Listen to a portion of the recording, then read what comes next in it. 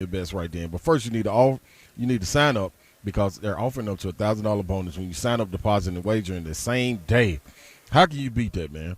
I don't know, but you should try. Anyway, this is what I'm telling you. Bets coming up. You know we're doing Army Navy. Who you taking? I don't know. Well, Sunday's a game too. A lot of games. So you need to lock in on that. Wager on all that and more right now at Superbook Sports. Along with football, they got plenty of other things that you can bet on. College basketball has been my go-to right now. You can get into action right now with Superbook Sports.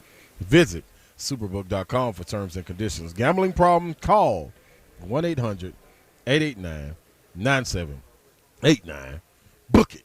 Go up to Dodge Chrysler Jeep Ram. That's where you need to go to get that next new vehicle. Get it done this weekend, and it's time. I don't know what your situation is, only you do, but you can go explain it to them, and they can help you get in the vehicle that's right for you.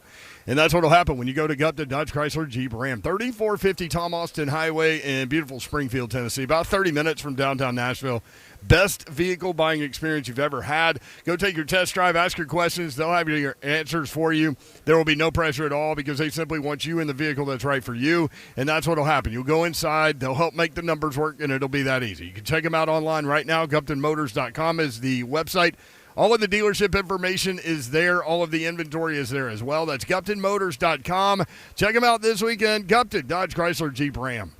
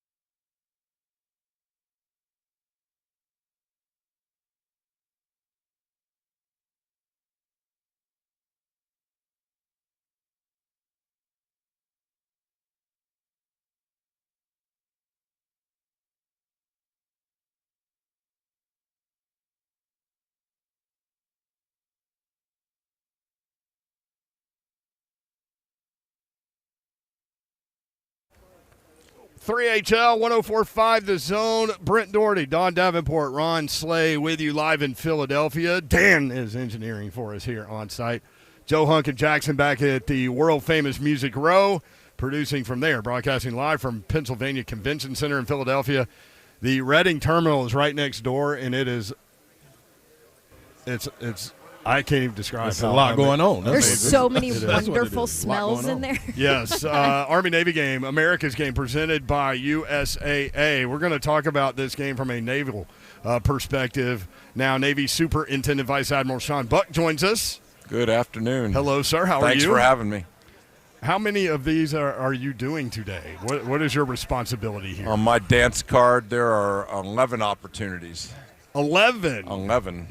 I like how he says opportunities. Those are opportunities. That's It's right. always good to be with all of y'all. Superintendent. What is exactly your job description? The big bad boogeyman. No. Is that it? Is that it? We don't want to see you coming. I am essentially the university president in civilian terms. It's just we use a military term, superintendent. I oversee all aspects of a school, of the university. But in our school, we're doing something more than just the education. We're professionally developing them to be leaders in the Marine Corps and the Navy. I had the opportunity to actually work the Houston Navy game this year. So I have my nephew is graduating this spring from the Naval Academy. So I got the entire tour of campus and got to see everything. And I was fascinated. I think people don't realize how small the enrollment is and how hard the day-to-day life of it is. Kind of explain. It is amazing. I actually went to a high school in Indianapolis, Indiana, whose student body was bigger than the Naval Academy. Yeah. Wow. We have 4,400 students across all 4 classes as an undergraduate school. We punch well above our weight.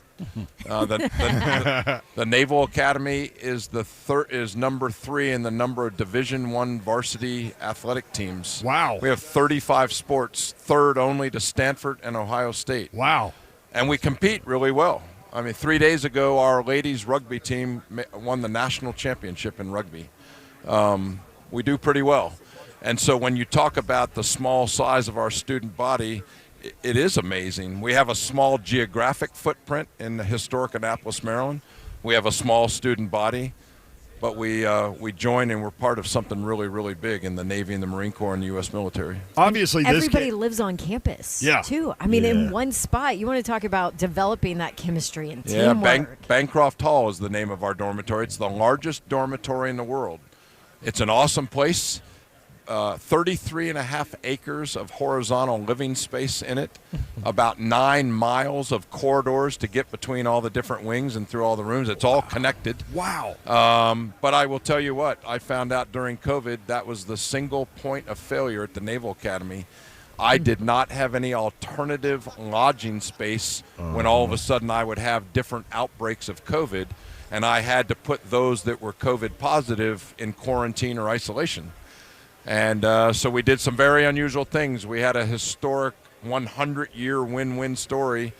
I rented the dormitories of our adjoining very small liberal arts prestigious college, St. John's College in Annapolis, and I put about 390 midshipmen out there, so I had an entire wing for quarantine and isolation for COVID. So while I thought Bancroft Hall was an awesome place, it had its limitation when you're dealing with a pandemic. I can't imagine the challenge. My involved. sister service academies, Army and Air Force, have lots of alternative lodging to expand out into when they had to deal with the same problems. So while I was very proud of it, I was like, oh, no, I need more. Crazy. Wow. Navy Superintendent Vice Admiral Sean Buck with us. Obviously, we're talking a lot about Army-Navy, the football game. It's funny, during baseball season, I found myself just kind of flipping through the channels, and I came across Army-Navy baseball. And I watched that, and they were getting after it in baseball, too. Oh, yeah. This is not just a football thing. Oh, no, not at all. This is in every aspect of competition. We're both very competitive schools. We're a competitive company. It's up or out in the Army or the Navy. And we begin to inculcate that sense of competitive spirit while they're at the academies.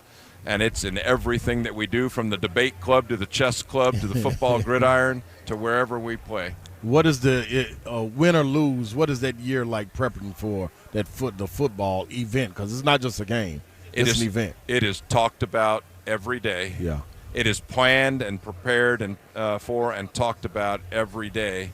And when we finish tomorrow evening, we go right into final exams.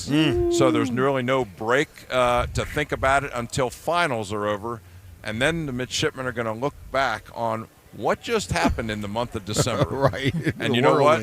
They're going to get A's on every final exam because they're going to be so damn happy after we crush Army. Navy won last year 17-13. They won 2 out of 3 in this series. It's such a special event, and we talk about it all the time about how it's a sports bucket list thing. And just going over to the stadium, and Slay recently went to his first Army-Navy game, and just watching the march-ons and those young faces and understanding, the commitment level with which they live. It's just phenomenal. It's hard to put into words. It's 24 hours a day. It is a commitment. I'm so impressed with these young men and women who choose to make that commitment at such a young age, to have their college journey in something that's much bigger than themselves, and it's an all-in type of commitment. Our midshipmen will wear a shirt with 2 words on it that encapsulates that whole commitment: not college. Yeah. And if you read through those 2 words, it can mean a lot, but it is a different experience than your regular university experience. So what is your story? Why did you choose this path that you're on? It happened right here in Philadelphia. I was 8 years old. I was at an Army-Navy football game with my dad. We came out after the game after a Navy victory, so the first Army-Navy game I saw, we won. Yeah.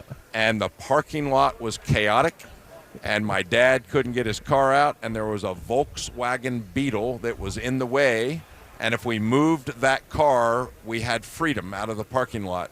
And my dad pulled out $40, paid 8 midshipmen from this United States Naval Academy place. They lifted the car up over 2 other cars, moved it. We drove away. And I looked at my dad and I said, I don't know who they are, but I want to be like them. Yeah. That is amazing. Hey, And I it never right looked back. And Love it. that was at Franklin Field here in Philadelphia, Army-Navy. Wow. Navy Superintendent Vice Admiral Sean Bugg with us. One of my highlights of walking the sideline is running into Bill the Goat. How does a goat become Bill the Goat? Do you even know? The 4-legged goat or the 2-legged goat? The 4-legged goat. And there were 2 of them last year, I Yes. think. And Army chose to steal both of them and kidnap them last year. No! But we got them back.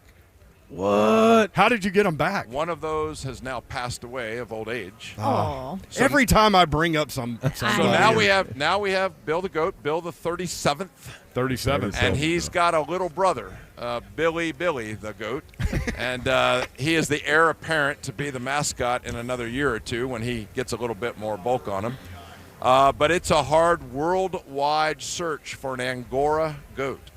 And oh, by the way, they're really expensive. And oh, by the way, they don't live very long.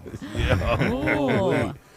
And I won't give you any more insider information on the goat, but it's hard to become Bill the Goat at the U.S. Naval Academy. How did you get him back when they stole Bill the Goat, both of them?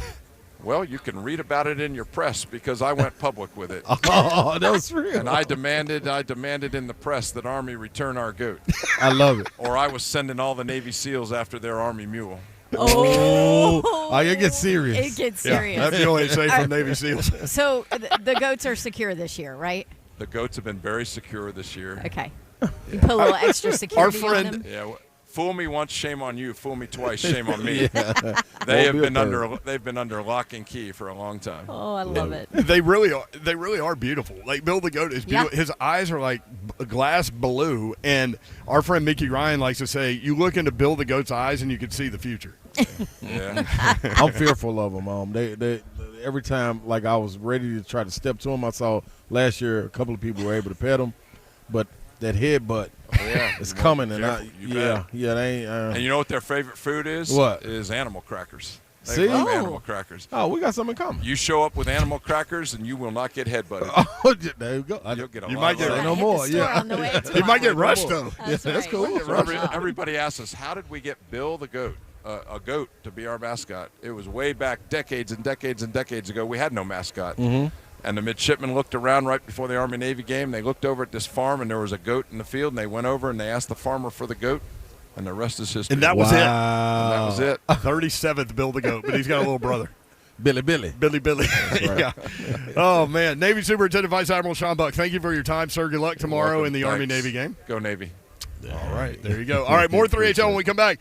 Mark Mariani, former Titans All-Pro, will join us next to talk Titans-Jags and offer his blood-in-the-water pick. That's next 3HL, continuing in Philadelphia in advance of Army-Navy, presented by USAA on 104.5 The Zone.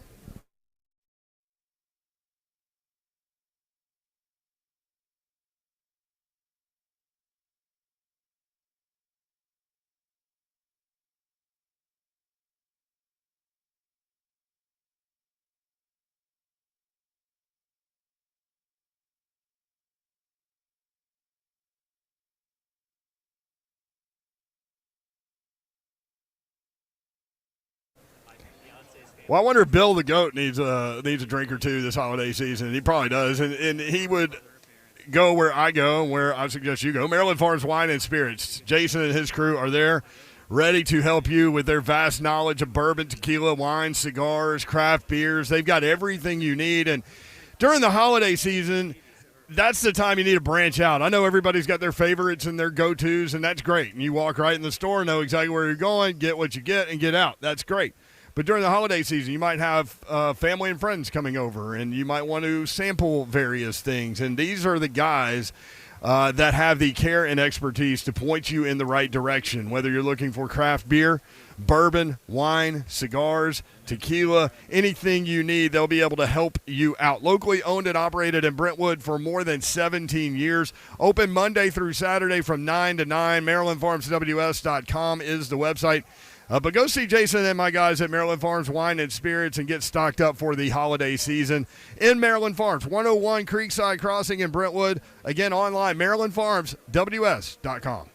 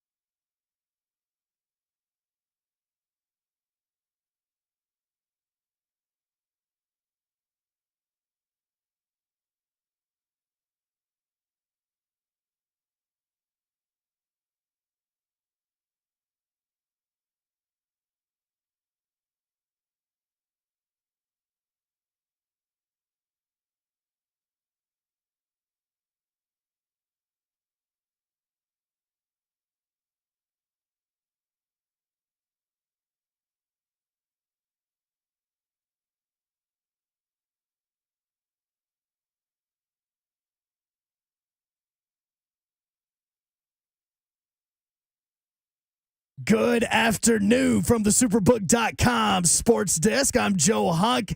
The injury report is out. It's the final one of the weekend. Yes, it's lengthy for the Titans, but I'll leave it to you to figure out the questionables because those don't matter. Those are going to be on the field. The players that are out, though, for the Titans, that would be Danico Autry, Christian Fulton, David Long Jr., Trey Avery, C.J. Board, as well as wide receiver Treylon Burks. For the Jaguars, that's just going to be actually Chad Boma. That's it. That's the only one that's going to be out for the Jaguars. Trevor Lawrence, Andre Sisco, Zay Jones, all of those players have been listed as questionable. And yes, they're most likely all going to be a go on Sunday. For all your foundation repair and waterproofing needs, you need to visit USSTN.com. Breaking news at once on your home for the Vols, the flagship station for your Tennessee Titans, and home to 3HL. This is 104.5 The Zone.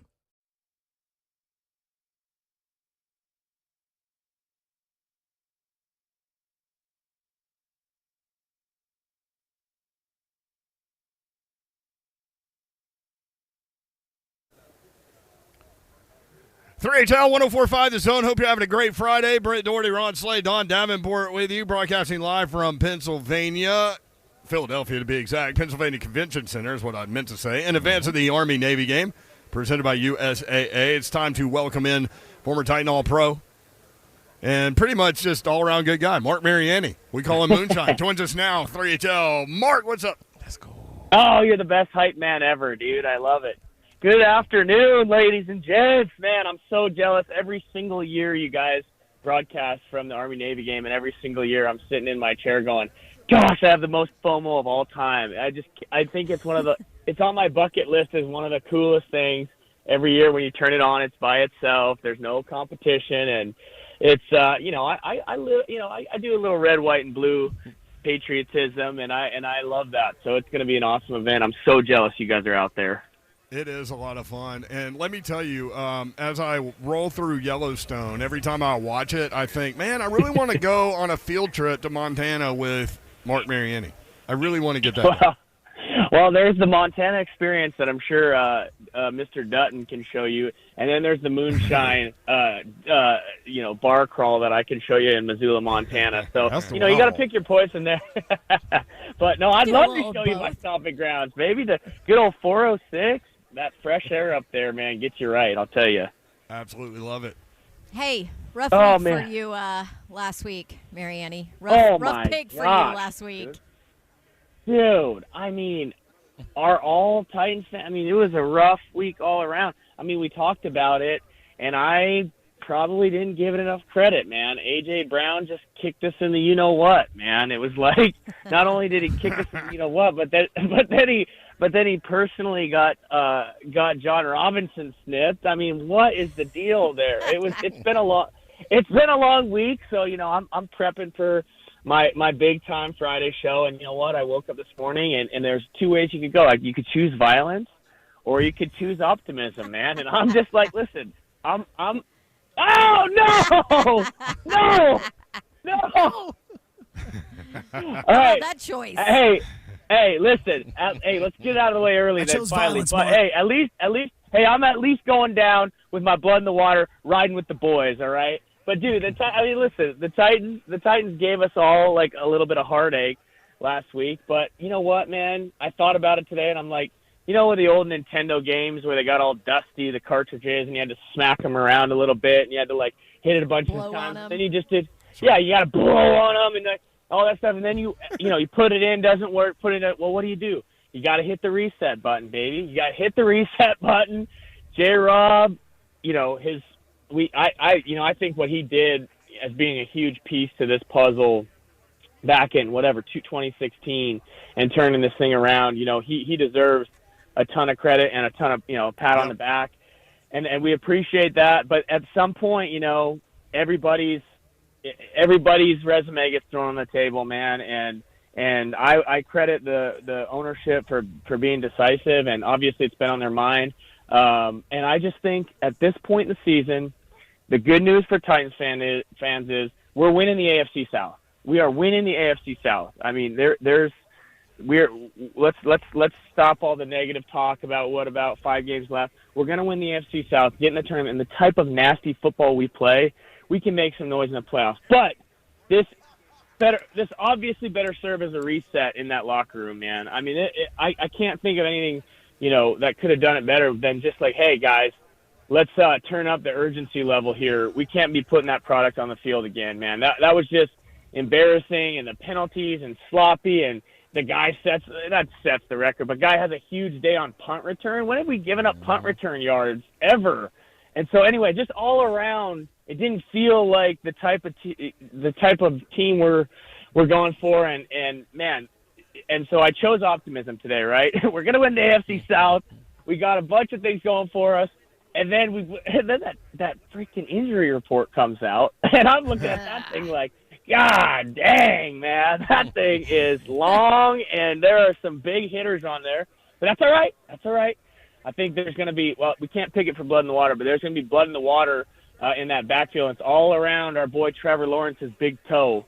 That big toe, man, I don't know. We got to get after him.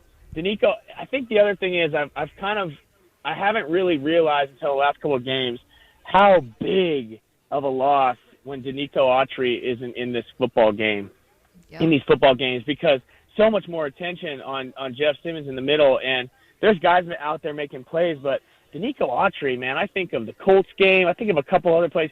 He made like game-changing, Aaron Donald type plays that closed the game or changed the game, and not having him out there has been a huge loss for the boys. But listen, injuries aside, another piece of optimism for Two-Tone Nation.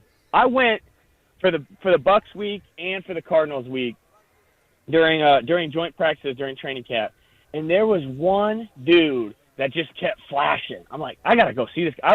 I went over to the drills. I'm like, I gotta see this dude. Flash, flash, flash. I'm like, what is the deal? Look him up. Who is it? Look up the stats. None other than Racy McMath, baby. I love this kid. I cannot believe he didn't have a major production at LSU. I don't know what the deal was, but I'm telling you, he's all of 6'3", runs a 4.39. I've been waiting to see him in live action. I've been waiting. He's been sitting there at practice, and so there may be some help coming. I think he's such an absolute stud. I don't know how they're going to mix him in right away, but, man, I've been chomping at the bit to see this guy out on the football field. So, hey, listen, I'm the biggest Titans homer, and I'm driving the fan bus. But if there's any optimism, it's this, man. We're a nasty football team. This defense is going to keep us in games. And if we can just take care of business, let's call a spade, dude. We're 0, or I guess now since the Redskins are above 500, we're 1-5 against teams with a winning record, and we're 6-0 with teams against teams below 500. Well, guess what Santa's giving us for Christmas? 4 out of 5 with below 500 records left on the schedule, baby. We're 6-0 against those boys. So anyway, listen. I'll take it. Hey, Santa Claus is good to us this year. We got a couple, we got Houston left. We got a couple against the Jags. I mean, give us these games. But listen, I mean, all that aside, like I said, I'm trying to be optimistic. We're week 12, week 13.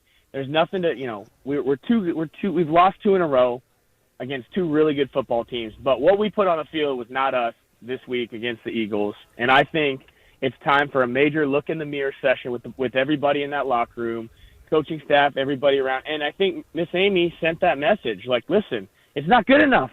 It's just not good enough. And so I think we're going to be fine. The boys are going to go take care of business this weekend. It's going to be one of those nasty, grinded out. Last time we played the Texans, man, 17-3, something like that. It's going to be a nasty football game. But the way we play football and the type of it is terrible. It's hard to watch, but it's a good time for the Jags to be marching their way into Nissan Stadium, because I think we need to go get a little wake-up call, hit the reset button, blow out the cartridge and put it back in, crank that Super Mario Brothers up like that old Nintendo game, and go get after these boys on Sunday.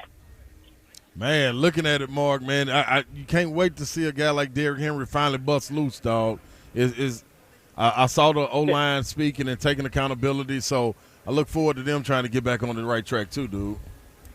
I know, that's crazy, man. This last few games, it has been so out of character, and, we talk about it a lot on this show, and I've been trying to – it's so frustrating to watch I've been trying to figure it out. We've been talking about spreading it out a little bit, running into these lighter boxes. But when you're getting beat up like that nonstop week after week, it's an 11-man issue, dude. It is an 11-man issue, starting with the quarterback getting into the red play. I mean, somebody's missing blocks. This dude has not been in the open field in the last 3 games, except for on a reception against the Packers.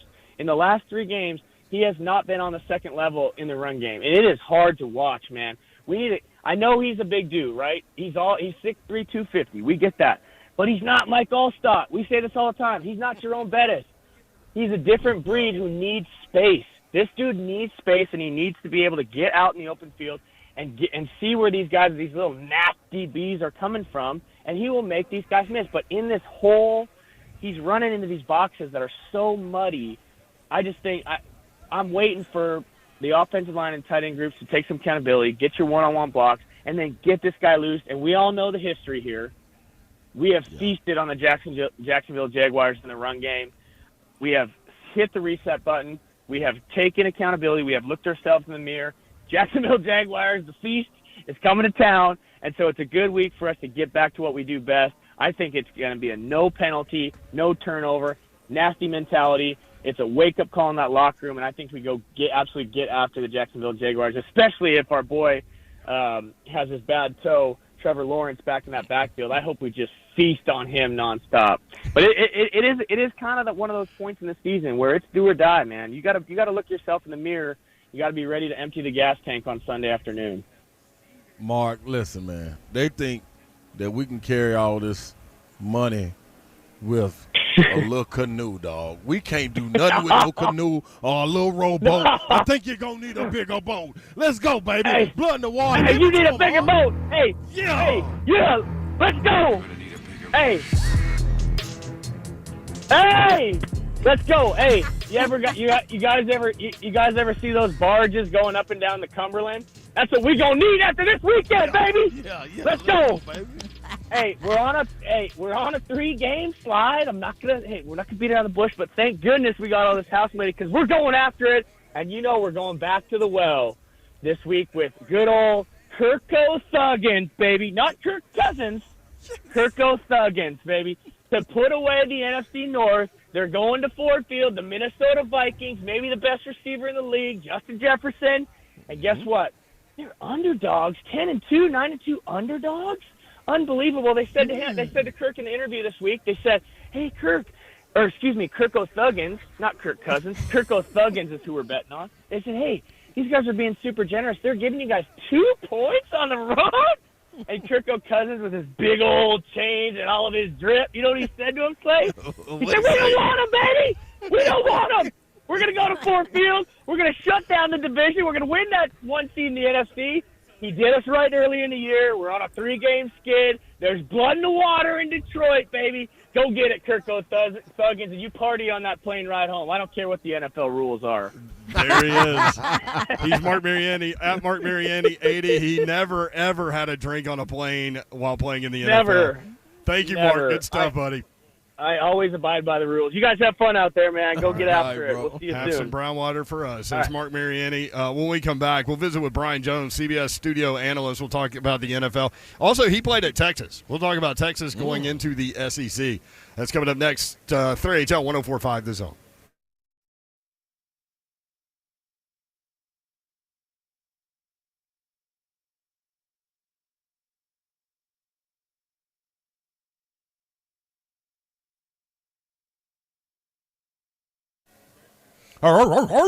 Yeah, that's the dog barking, man. The dog can bark way up here, and you can hear him way down there.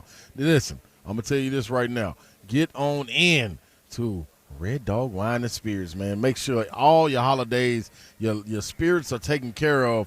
My guy Bard and them, man, they don't play no games. They get it done, man. I'm telling you right now, 1031 Riverside Drive, Franklin, next to Publix, off Highway 96, is the location. That's where you need to go to in order to make everything go smooth. If you wanted to go smooth, well, you go to Red Dog Wine and Spirits because they have more than 7 years of experience in there walking around, and it can help you if you don't understand or know what you're going to get. You go in there, you pick something out, you don't like it, they got a tasting bar that's wide open for you. Get a little taste, say, "I don't want that." They'll help you find what you're looking for. Speaking of the tasting bar, it's open Friday 3 to 6. Nelson Brothers Classic Bourbon, Nelson Brothers Reserve Bourbon, and a coffee caramel pecan liquor. Woo! It is some good stuff right there. Saturday, 12 noon until closing. No festive sippers open from noon on, but no official tasting. Just swing by, snag a sip while you shop. It's real simple, man. Take care of yourself for the holidays. It's Red Dog Wine and Spirits. Big Red Dog got you. Now is the perfect time to download FanDuel, America's #1 sportsbook. Right now, new customers, you get a no-sweat first bet up to $1,000. So what does that mean? Well, that means free bets back if your first bet does not win. All you have to do, sign up with promo code DAWN, D-A-W-N, and you can jump on FanDuel. And one of my favorite parts about it is when you win, you know, you are going to win at some point, you get your winnings paid fast. They have all your favorite bets, money line, point spreads, player props, everything right there at your fingertips on the app.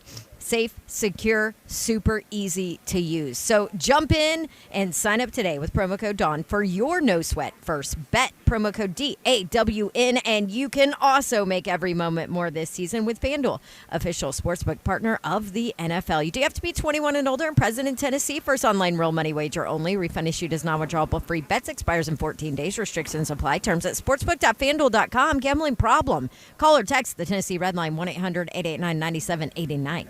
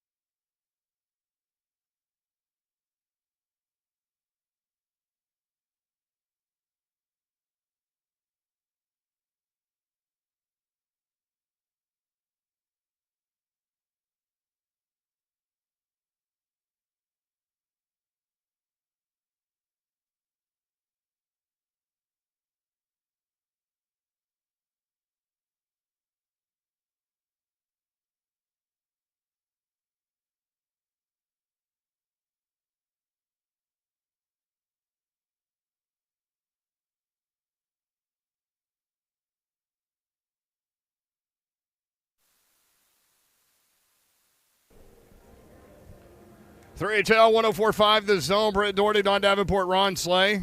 I keep mixing up how I bring you guys in. Well, I like it. Because Slay's sitting right next to me and Don's across the table. I'm ready. What, you don't like this setup? No, and I've got a clock in front of me that's on Eastern time that is really throwing me off. It's 5:21 in the Music City, except it's not. It's 4:21 in the Music City. You always adapt, though. So, I mean, like, come on, man. Yeah. You're an adapter. I don't believe you. You're a chameleon, Mayor. You never get thrown off. Brian Jones, CBS college football analyst, is headed over here. He was born in Iowa City. He grew up in Lubbock, Texas, and he went to play for UCLA for a year and then went to Texas. Yeah. Played in the NFL, played internationally for the Scottish Claymores, I think. I just was looking it up. And then came back and played for the Saints for a few more years. That's heavy. Walk Isn't away it? from the That's league hard- and then get that's the jig, hardcore. go back in the league. Yeah. That don't happen often. No, and now he went down the broadcast path and actually went back to school, became the first person in his family to graduate from college. Big time. Went down the broadcast path and now is an analyst for CBS for college football. So we'll talk with him about the landscape of what we're seeing in 2022 and also Texas moving to the SEC. You know what? You're not going to upside down horns him, are you? Rain wet? Is water moist? Babs ain't got to She's not over here. I'm glad you held off she on that hates word that. until she was gone. Oh, she will scissor kick you Hey, but this is what I'm saying, though. With in the the face. with the climate of college football and college sports in general, like, that's the question I want to ask him. With him being able to transfer schools like that, starting at UCLA, then going to Texas, like, what's the reasoning behind it? When is it right? When is it wrong? It's ought to be good right He's here. coming up right now. Alan Bell, sportsline.com at 445. We had to move him around. Lieutenant General Steve Gilland and first captain of the Corps of Cadets, Lauren Drysdale, will hop on at 5 o'clock. So, Fort Campbell, get your ears up. And then Jason Witten, former tight end at the University of Tennessee and second in career receptions and yards in the NFL. 17-year career, will join us at 5:20. Oh, that's going to be fun. VFLs, baby. Brian Jones sitting down. He's got a little caffeine. What's up, man? How you know this caffeine? I don't know. Okay. Okay. This could be some Mad Dog 2020. Well, we need to go see where you've been. You're talking to the right group Thunderbird, here. yeah. A little tickle pink. I didn't say that then. You're right, man. I gave up drinking. I was spending too much money in the wrong places. Yeah, Boy, I'll wrong tell place, you. wrong times. That happens, man. I'll tell you. Like that joint in Nashville. What's that spot at the top of the JW Marriott with that lobster mac? No, it's lobster. Bourbon. Pot pie. Bourbon Steak. Yes. Bourbon Steak. That place. That's a good spot right there, boy. I'm glad you found Yeah. that place. Best views of the city in that bar. Great views and the food. Yeah. Man, it was a lobster pot pie. Oh. Yeah. How'd you Yep. find that place? I can't. I don't snitch. I ain't snitching. Ask me off air. yeah. Then I'll write it down for you. I ain't gonna tell you that on One other there. spot, because I love food now. I got a weight problem. Can't wait to eat. There was another spot that was family style serving. Oh, Starting with M. Monell's. Monell. Yeah. So I'm gonna Monell's eat it is too now. legendary. I know what yeah. you're talking They got about. a good skull on that fried chicken. Yes, they do. Oh, my The goodness. beauty of Monell's is you sit down at a table with a bunch of people you never met Right. before, and then you have a family meal. It's Yep. incredible. Yeah, Brian great Jones combo. with a CBS college football analyst at Jones in for Mo. What's up, man? How are you? I am outstanding. Have you- Go ahead. Have you ever been to the Army-Navy game? All the time. Okay. Yeah, we do it every year, man. Yeah. You know, we didn't do it. We haven't been here in Philly 2019. It was too damn cold then. It's too damn cold now.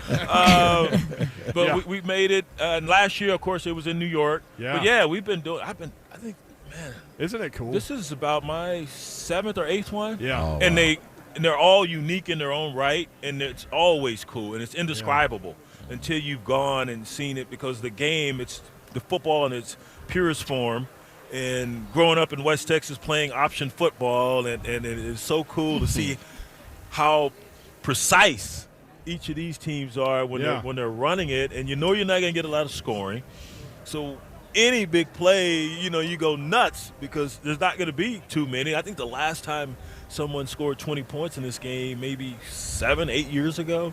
So it's going to be, 10-7 or 13-10, somewhere in there, but it's still fun, and the pageantry that's associated with it, and the cadets and the midshipmen, and that's all, and the march on. If you haven't seen that, man, you get goosebumps just watching all that.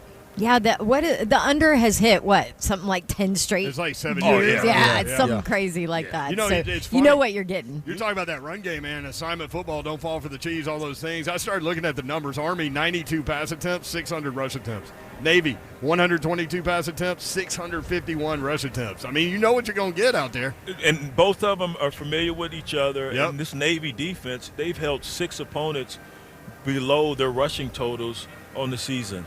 They've been dynamite. I think they're 4th or 5th in rush defense in the nation. They've only allowed 6 rush TDs. And so they have the fewest rush attempts against them. And now you're going up against the second leading rushing team in Army. So it's going to be a heck of a matchup. It always is. And it seems as though something crazy will happen. Last year was the fake punt attempt by Army, and Navy was able to snuff that out and get a W.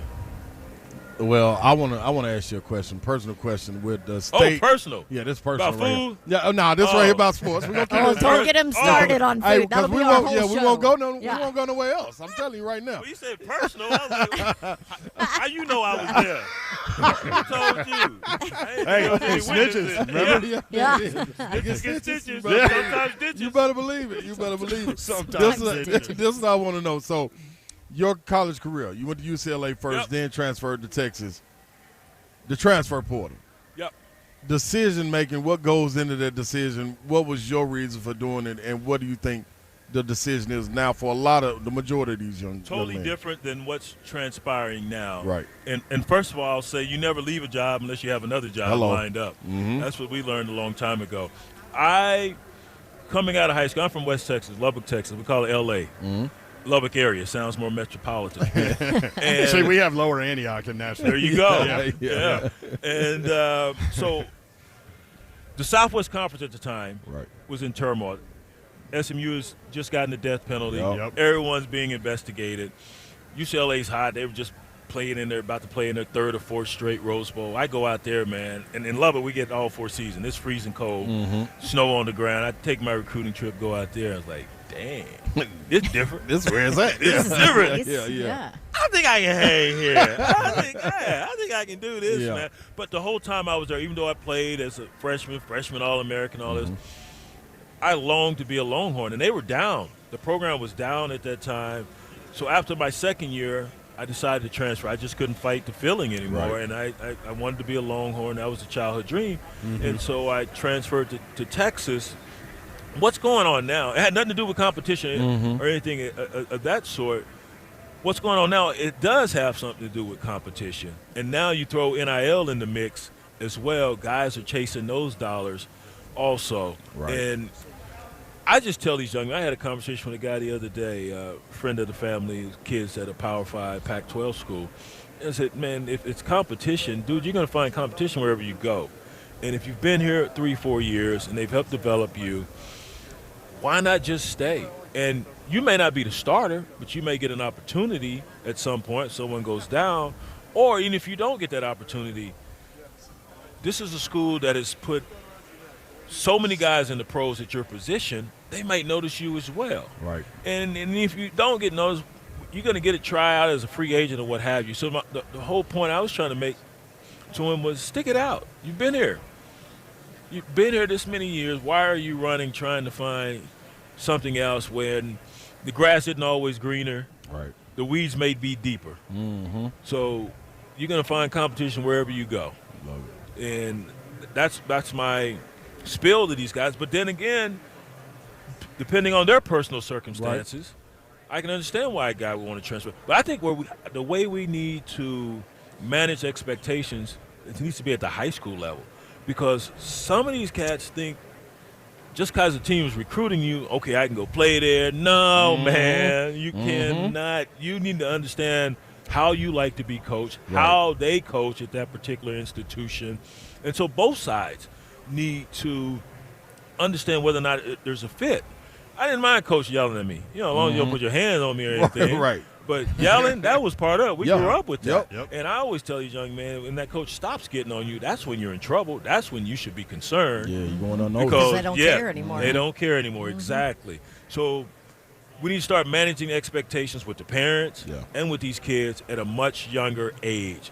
Just because you go out and you get Johnny a strength and conditioning coach or a quarterback coach or an edge rushing coach, that don't mean his ass any good. Yep. Yeah, absolutely You just right. done spent a lot of money That's it. trying to help him live his dream, Yeah. which is fine if you have those type of resources. I get That's it. But let's manage that. And there are behavioral assessment tools out there that will allow you and that coach and that institution to find out whether or not you are fit from a coaching standpoint, from that approach, as opposed to how you like to be coached. Yeah. Because there are so many personalities in that locker room, man, and you just got to know whether or not this aligns with who I am and how I like to be developed. Yeah. And so if we start managing the expectations at a younger age, I think that will mitigate the number of guys that are moving around currently. I love that. Fit. Yeah. We talk a lot about fit, Yep. too. Right. It's Yeah. a fit. Yeah. That's it. It's got to be a fit. Dude, you 5'7" running a 5'7". Tennessee ain't calling. Right. Texas ain't either. I don't care how many personal coaches you got. Yeah. They Yeah. ain't Very calling true. you. Can't sell that false sense of hope, man. No. You got to keep it 100 honest with it. And I always tell the story. My sister Janet, heck of an athlete growing up, and my niece, she was about 7 or 8. She's on this track team and wasn't doing too good. And my sister just pulled aside and said, "Baby, maybe track ain't for you." What's wrong with having those honest conversations? Let's try something different. Yeah. Different sport. Let's find you a different passion. Yeah. And so we need to start managing those expectations. The parents need to start managing them, and the kids, and understand what's the right fit. Yes. Let's talk a little bit about Texas. Obviously, we're in Nashville. That other UT. Yes. As and Coach there's- Fulmer used to say, now, BJ, Tennessee was the first UT. Oh, I was here like, we go. all right, you were right. Here we You go. were right. Yeah, everything started out east. You right. Well, Okay. and now they're going to play in the same conference. Yeah. I mean, your thought about that transition with both the UTs and where those programs are right now. Tennessee's back. And Is Texas back? Their defense isn't back. Well, I'll get on to them in a second. No, they're not. They're not back. No, 8-4 doesn't mean you're back. But Tennessee, man, Hooker and what Heupel, what they've done. Now, Coach Banks, he's got to go find him some defenders. Yeah. Especially on that backhand. Yep. Yeah, oh yeah. Woo! Got to find some guys. There's so many busted In depth. plays. Yeah. Right. In depth. You But that's definitely why need they that. attacked so much, because they knew that secondary couldn't. Right. hold Oh, up. my You know? goodness. They couldn't play dead in a Western movie. And so, yes, Tennessee's back. Does Milton have – does he have eligibility? Yeah. He's got more. one more, So yeah. he might come back. Okay, but they'll be fine.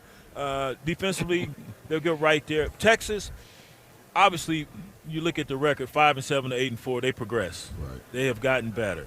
Left a lot of meat on the bone, man. Some of those games, second half performances, Texas Tech, Oklahoma State. I was like, what are you doing? The TCU game, you only give Bijan Robinson, who I think is the best back in the game, 12 touches. Serious. So that was ridiculous. But 8-4.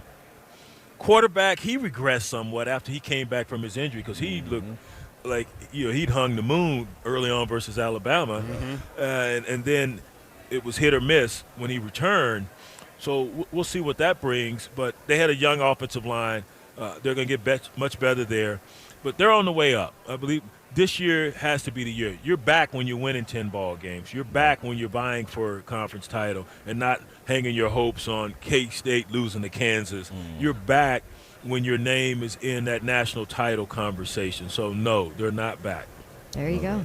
K-State losing to Kansas. Yeah. Like Kansas. But Kansas, in the I know, talk. they're Isn't different. that crazy? Kansas is hey, they had our number for 2 or 3 years. Crazy. They were ranked and playing some good ball. Then their quarterback went down. Yeah. But, yeah, they're back. That Big 12 was tough. I said the Big 12 was second to the SEC, top to bottom. Yeah. I mean, it was a very competitive conference this year. I think you're right. Brian Jones, CBS college football analyst. What about this Final Four? Georgia and Ohio State, TCU and Michigan. How do you break that down? Well, I'll say this: LSU did to Georgia what I thought Tennessee could do to them, passing the ball. And, of course, we all know what transpired there, the 6 sacks, they couldn't block. And there were some shots that Hendon Hooker missed, 3 or 4 shots that you can't miss. Yeah. You have to take advantage of when you're taking on the likes of a team built such as Georgia. The same thing we used to say about Alabama, and you still say to a certain extent. Ohio State, they can protect Stroud. I can't even talk now. Maybe there is some boom form in here. C.J. Stroud. Yeah. Boy, you're going through the hit list of possibilities in that we got some Colt 45. You're going back to college, man. Don't let the smooth taste fool you. Old E. St. Ives. St. Ives. They had no St. Ives in Tennessee. Hell yeah, they did. Crooked Eye. Crooked Eye. Yeah, don't cheat me, man. Yeah, it's real. I thought Crooked Eye was just in Cali. The Crooked Eye in Tennessee. Yeah, it made it. Oh, my goodness. Y'all gangster. Yeah. Look at me. Man. Where y'all been? I've been looking for a radio show like this.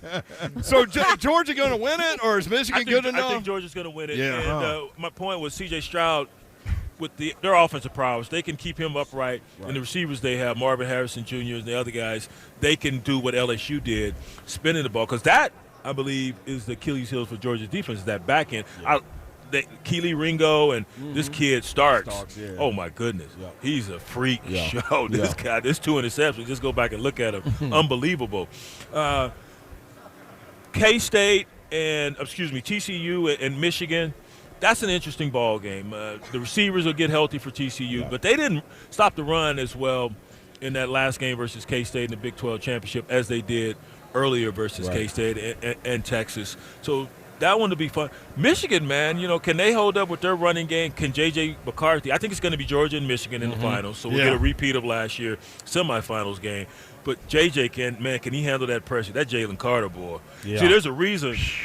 There's a reason those rodeo clowns survive, because those bulls can't make certain turns. Jalen Carter, that bull dog, can make every turn. Yes, he can. I mean, just holding a grown man up by his hand, one hand, and putting he's the Statue of Liberty. Come on, man.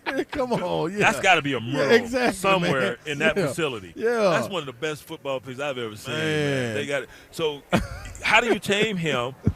If you can hold him and that front down, you can make some hay down the field. But I think Georgia's going to win it, man, because offensively they're so balanced. Yeah. Those tight ends, they got too many guys you have to cover. And any good defensive coordinator will tell you, if I got to cover everything, I ain't covering nothing. Yeah. Brian Jones, man, hey, great conversation, man. I appreciate you sitting down. That's it. My man looked at me like, this is crazy. Hey, guess what? We got to get you back in. We got to get you down to Nashville next time you come through, man. You got to stop over. We'll get something nice. I got strikeout wings. Strikeout wings. Man, the best wings you done They the best? I'm telling you, from coast to coast. Are they deep fried? Yes, they're going to deep fry them. Cool. They're going to deep fry them, yep. All right. Nice lemon pepper. Are they big? No, they got the real wings. We ain't going jumbo wings. Okay. These are real wings. Real wings. Yeah. All right. Jumbo wings, you need to throw them on the grill so they can get all the way through. You know what I mean? These deep fried, so. Count me in. Okay, say no more. If the food involved. Real quick, on Twitter, Magic Mac says, "Ask dude how I can get my beard game like his. His be fresh." Listen, man, I've been trimming it. It was really out there. I was black of claws, and then I got tired of people wanting to sit on my lap. Some people. Fine, y'all can sit on my lap. This is a family show. I'm sorry. This coffee's strong. As long as Don's listening. As long as Don's laughing, we're good. He's the barometer. I hadn't crossed any lines yet. No, you're good. No. Hey, man, you got to find you a good barber. I'm going to go back to my shadow, though. I'm tired of all this hair. I'm just going to have my shadow. Like yours. Yeah, I'm going to chop it down. I've been dwindling it throughout the season. Some people have noticed, some haven't. So, BJ, thank you, man. Hey, man, thank you guys. Appreciate it. Brian Let's do it again. Check him out. Horns down, or we CBS. Now, see how you go? I was involved. You did not just horns down.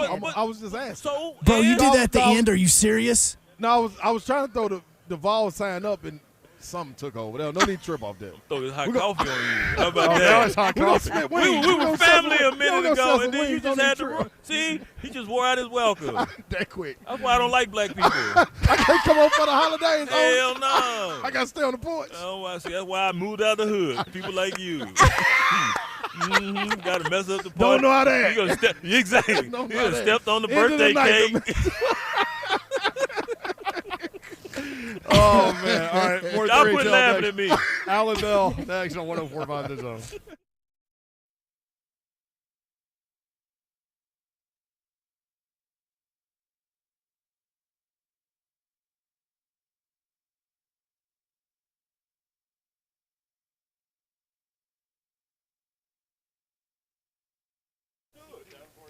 All right. Let's talk a little bit about FanDuel. Perfect time to download your FanDuel sports app, America's #1 sports book. And NFL Week 14 is where we are. How about a no-sweat same-game parlay from FanDuel? Doesn't matter if you're new to FanDuel. You already have an account.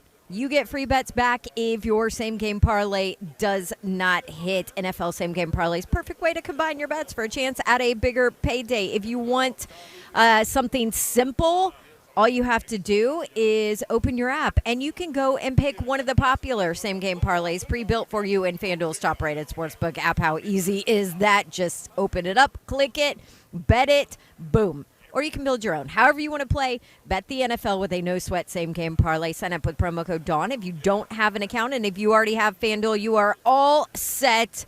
Sign in to see what you got. Make every moment more with FanDuel, an official sports betting partner of the NFL. 21 and older and present in Tennessee, 3+ legs, minimum $1 bet required. Refund issued as non-withdrawable free bets. Expire 7 days after receipt. Max free bet $5. Restrictions apply. See terms at sportsbook.fanduel.com.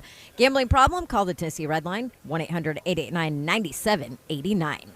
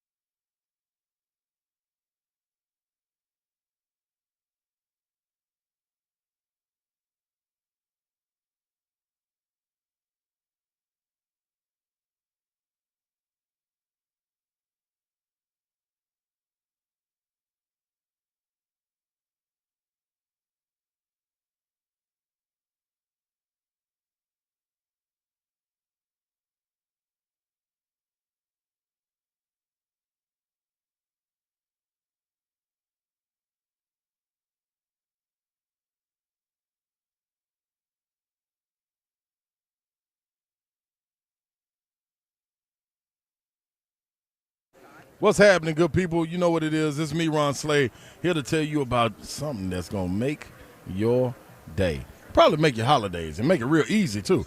This is Famous Dave's. You know what it is. They got 3 locations for you to hit. Hermitage, Smyrna, Franklin.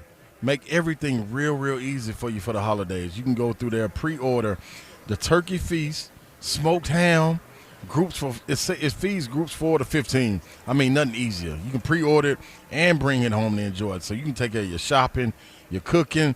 It's done. You got an easy cleanup because you can all wrap it all up. The 3 locations make it super easy. And also, if you're in Knoxville, 208 Advantage Drive is your location to hit. Whole hickory smoked turkey feast. Whole double smoked ham feast. Sliced hickory smoked turkey feast. Sliced double smoked ham feast. Everything is a feast when you mess with Famous Dave's. You know they're going to do it right. It's America's favorite barbecue. FamousDaves.com is where you can order online. You know I tell you, when you got the bib on, the sauce is dripping. It's Famous Dave's.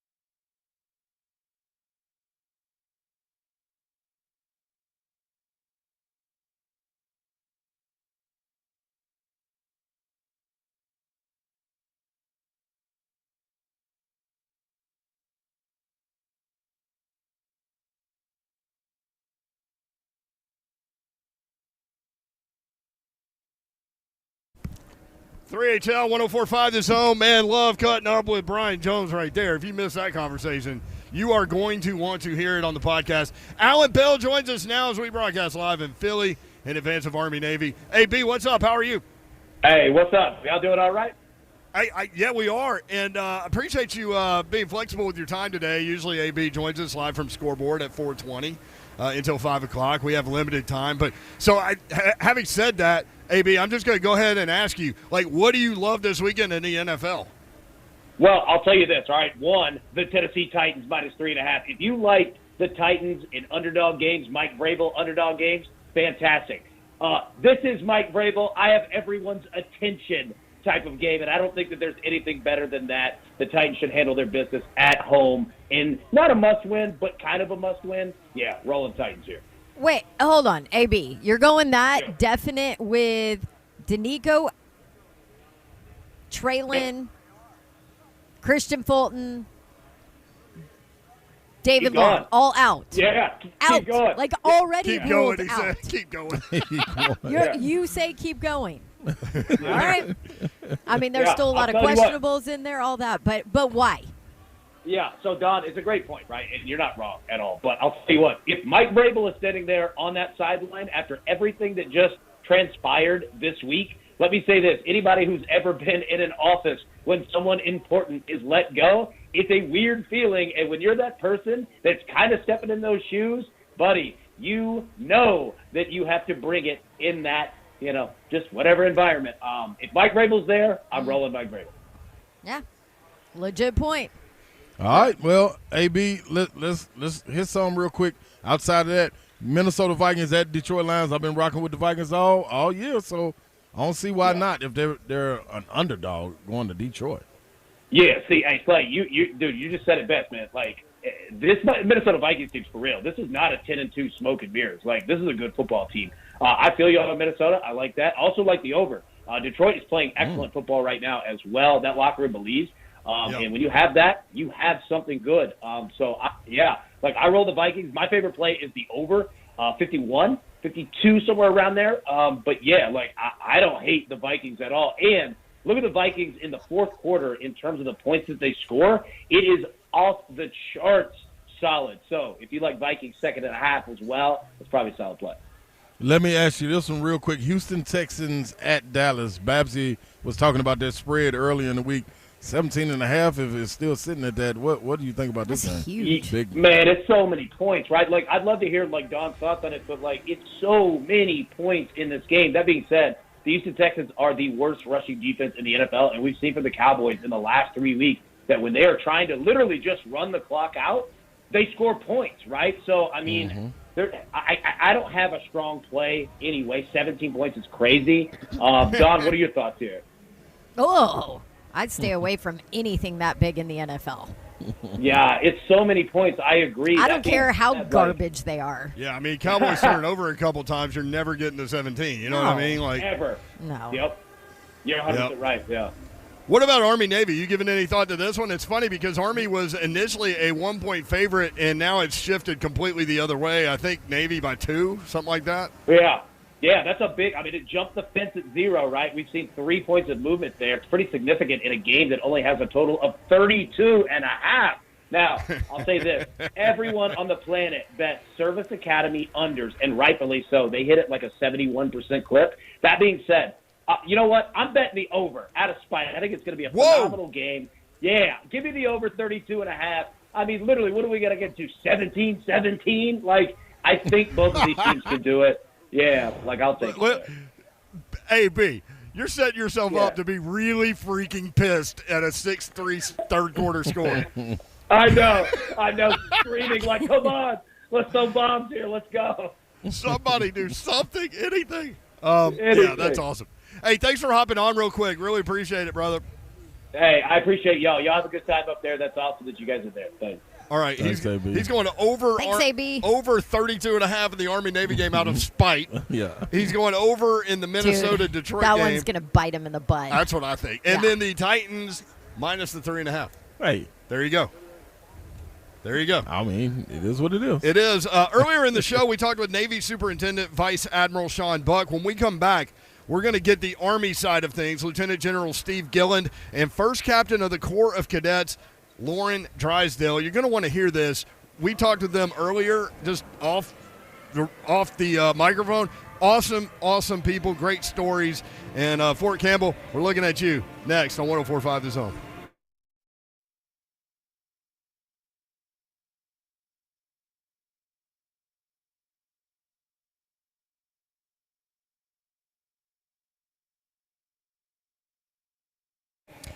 I'm like counting you down for the holidays and getting you ready, giving you ideas for gifts and all that so you don't, get in trouble. How about the gift of Preds hockey this holiday season? This is an awesome opportunity here. The Smashville Stocking Stuffer is available. It's presented by 47 Brand and Local IQ. It includes 2 hockey tickets, a Preds 47 Brand hat, and a $20 food voucher, all for just $79. How about that? Visit NashvillePredators.com/stocking for more info on that giveaway or on that special.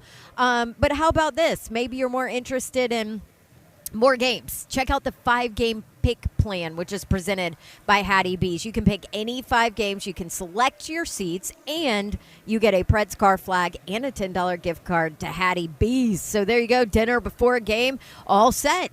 All you have to do, visit NashvillePredators.com/tickets for details. So there you go, NashvillePredators.com/stocking, NashvillePredators.com/tickets. Your holidays are covered. Go Preds.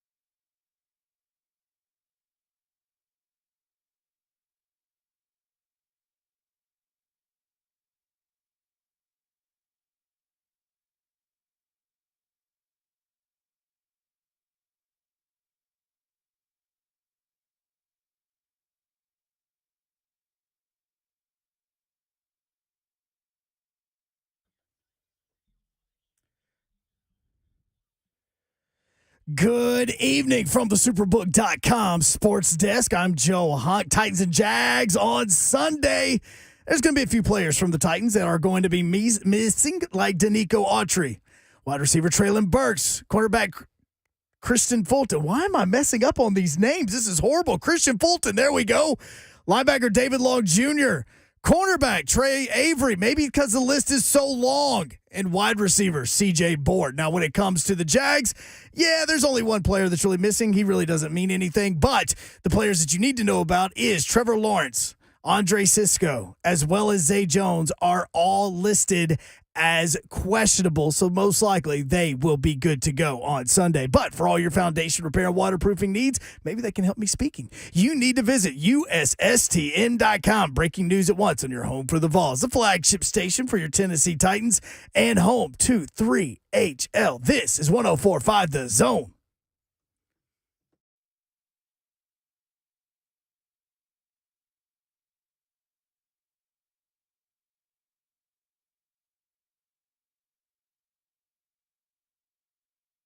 HL broadcasting live in Pennsylvania Convention Center, in the Pennsylvania Convention Center in Philadelphia. Brent Doherty, Ron Slade, Don Davenport with you on a Friday afternoon in the Music City, focusing our attention on Army-Navy, the 123rd edition of America's Game, presented by USAA. Joined now by Lieutenant General Steve Gillen, Superintendent for the Army, which means what, job title-wise, for you?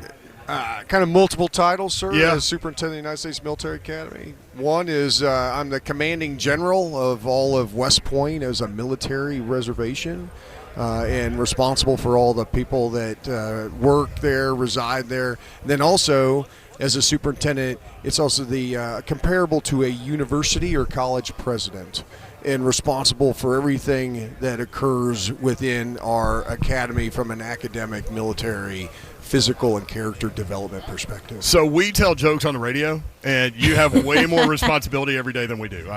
Without question. Just listening to you talk. Factual. Well, yeah, I mean, it can be exciting. Yeah. Sometimes the jokes get told on me, as you can only imagine. But no, every day is an opportunity, is how I see it. First captain of the Corps of Cadets, Lauren Drysdale, is here as well. Hey, Lauren, how are you? I'm doing pretty well. And you are from where? I'm from Irvine, California. So why the United States Military Academy for you? It started off through soccer. I was recruited to play soccer. Okay. And so in deciding what a university or I guess academy I wanted to attend, in terms of playing soccer, West Point just stuck out in terms of the values and the opportunity of growth and obviously the future to serve. So as the first captain of the Corps of Cadets, your responsibility is what? So essentially I am the highest ranking cadet in the cadet chain of command that oversees the 4,400 cadets at the United States Military Academy. And I serve really primarily as the liaison between the officer side and then the cadet side. So we can say boss. She's a boss. Yeah. I mean, what an honor, right? Yes. Absolutely, yep. Now, and remember that how she got there is through demonstrating excellence in character, in academics, in physical and military, and that's how she got picked. Just kind of, I guess, peel the curtain back on what a typical day or life is like for you guys. Starts pretty early. We have 6:45 a.m. formation, so that's when the entire Corps gets accountability in the morning. And then the plebes have mandatory breakfast, and then usually the rest of the Corps eats as well. And then you start your day through classes, so about 2 to 3 classes in the morning, and then we have lunch formation in which the entire Corps forms it together and then eats in the mess hall, every single cadet, 4,400 cadets, at the same exact time. And then usually we have a brief, regarding character or different various topics, and then back to class, and then we have time for sports. So then I would roll into soccer, and then eventually somewhere in the night find time for some homework. So it's pretty busy. And then usually my day is filled with certain meetings with the commandant and things like that. So how different, if it is this week as you guys get ready for this game and this rivalry, and how big is it? I would say the excitement and the pulse of the Corps, you can absolutely feel it. It starts the week before with the release of the uniform, and then we have a big brief with the entire corps. That's when we released our Spirit video, so it just really increased the energy and the excitement. And then through the week, we had various Spirit videos, Spirit events happening. So very, very exciting with the corps and just the energy. You could feel it. So you're more so the bridge also. You're the boss, but the bridge. So is it any confusion between the cadets and, am I saying that right, the cadets? Yes, sir. And the big bosses? Like, is like the communication there? Like, you have to take a message back and it's not received well. How do you get that across to them? Every now and then. But sometimes, you know, a decision is made at a higher echelon that it's for our best interest, but at times it's difficult for the cadets to see that. And so sometimes when a message or something is passed that the cadets don't agree with, in hindsight, they realize, but in that interim, they think it's not for the best. Okay, so tell me how I address you. Yep. How do I address you? First captain. First captain. I'm not really feeling that first captain. I know this coming from the top, but I don't really want to go in there and eat right now. Can I get about 10 more minutes? What's your response? It's for your best interest, even though you don't realize it right now. Yeah, I understand that, but my stomach is saying otherwise. Oh, there would be consequences, Slay. Is this conversation even taking place, or I need to drop down, give you 20, and get on in there? So usually a cadet most likely wouldn't be having that conversation with me, but would be having their conversation. For example, if you're a plebe with your team leader, squad leader, you know, it grows at each echelon in terms of responsibility. But at a certain point, you just you do it. Yeah. You talked a little bit Slay about. wouldn't make it. Yeah, Sure he could. None of us would. Sure he There we could. go. Yes, sir. Better believe it. None of us would. But so at West Point, like you kind of mentioned how special this week is, but like how intense is it? I mean, how mentally consuming is this game for everyone involved? It's pretty mentally consuming. Yeah. I mean, you just start with academics, and then if you're also playing a Division I sport, which I had the great opportunity to do so, and then also with the leadership responsibility of leading the corps. And in terms of my position, you're in the spotlight a lot, and that's a privilege. It's also a lot of pressure in that. And so just kind of like the social draining aspect, I mean, it's great, and I feed off the energy of the cadets, but at a certain point, sometimes you have to relax and rejuvenate. Yeah. I mean, think about it. This morning we were up 5 o'clock in the morning on a helicopter down to the Pentagon at 6 until we were down there until noon as our Spirit team, really rallied people around the Pentagon, got on a helicopter, flew into here to the USS New Jersey for the Patriot Games event, which was the tug of war, which we had gone to, and then over to here as we have this, and then, about 3 to 4 more engagements tonight, and then the gala. Wow. What'd you do today? Pentagon. Yeah, no big deal. Just drop down. I mean, I ironed my pants. I watched Top Gun. I can't believe you watched Top Gun. You're not telling me that. Come on. Wrong- it's Army wrong Navy. side. It was on. It was on. So who wins? Who wins? The Army team, absolutely. Yes. No question. No question. And in the end, really everyone wins when you think about it. You think about Army Navy as the game that it is, but you look at the brigade of midshipmen, you look at the Corps of Cadets and the 4,400 that are in each side. They're our future. I mean, they're leading this nation in the future. And I will tell you, we're in pretty good hands when you really break it down. And as we talk about in both service academies, leaders of character that are being that are being graduated every single year. But really, what the game represents, though, is just being able to get out there and grit, perseverance, tenacity, overcoming adversity.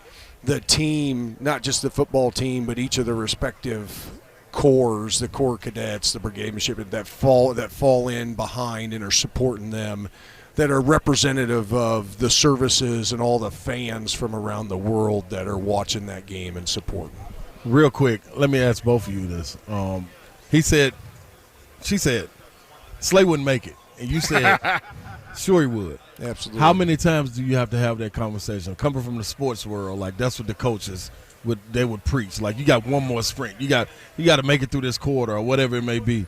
You're doing this not only for a game but for life too. That's right. So how many times do you have to have that conversation? You as well with the young cadets. How do you have to have that? How many times do you have to have that conversation to let people know you got it, man? You can do this and you will do this. Yeah. I look at it this way.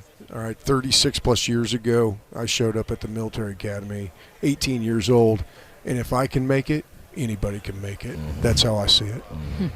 Lieutenant General Steve Gillen, First Captain Lauren Drysdale, thank you guys. Really appreciate it. I want a first captain's answer. Oh, you want First Captain's Yeah, answer? because she Okay. got to deal with the cadets on a one-on-one basis. Like, yeah, I don't want to go in there and eat. That's fair. Yeah, okay. But you will want to go and eat when you see what the What's on food the- is. Exactly. I'm not. I like that. I don't know, sir.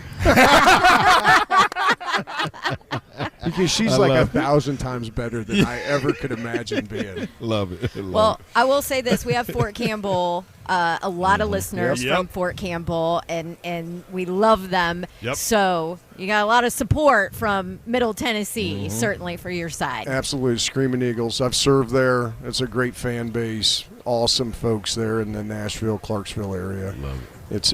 It's wonderful. Did you Good get her stuff. answer? No, what about the first captain? Do you have to have that conversation often? Do you have to have that conversation with yourself sometimes?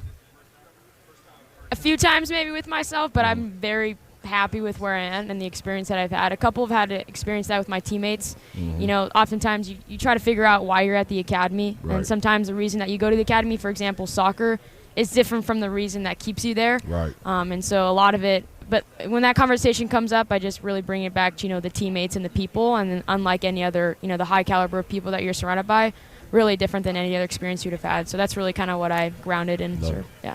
Love it. Man, that was fun. That was- Thank you for the conversation. No, thank you. for what you do Thank you. for our Appreciate country. Can't wait to see what's in store for you, Lauren. Lieutenant General Steve Gillen, First Captain Lauren Drysdale, thank you guys. Thank you very much. We Right. appreciate it. Yes. Go Army. Yes, sir. That Thank you. is. 3HL 104.5 The Zone.